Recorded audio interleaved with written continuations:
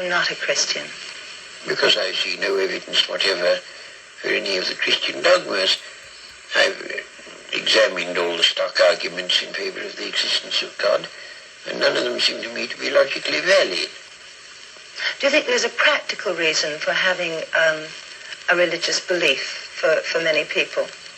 Well, there can't be a practical reason for believing what isn't true. That's quite, at least I rule it out as impossible. Either the thing is true or it isn't. If it is true, you should believe it, and if it isn't, you shouldn't.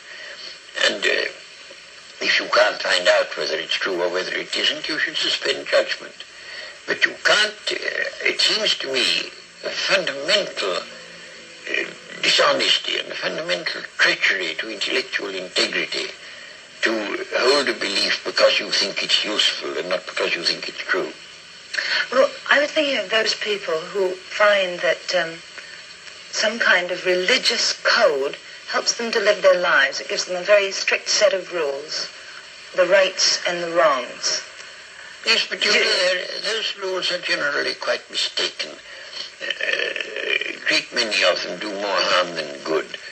And they would probably be able to find a rational morality that they could live by if they dropped this irrational, traditional, taboo morality that comes down from savage ages.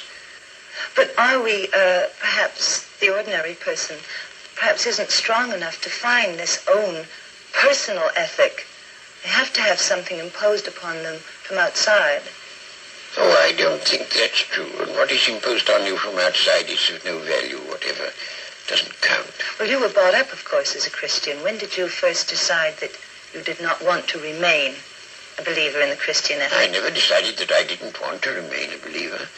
I decided between the ages of 15 and 18, I spent almost all my spare time thinking about Christian dogmas and trying to find out whether there was any reason to believe them.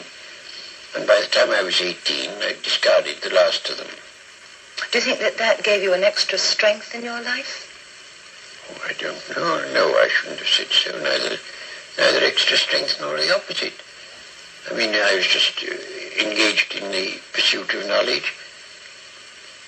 As you approach the end of life, do you have any fear of some kind of afterlife, or do you feel that that is just an impossibility? No, I think that's nonsense.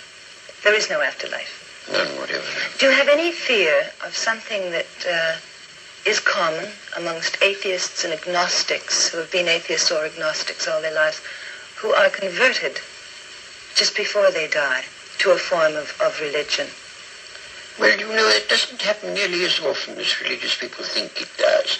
Because religious people, most of them, think that it's a virtuous act to tell lies about the deathbeds of agnostics and such. As a matter of fact, it doesn't happen very often.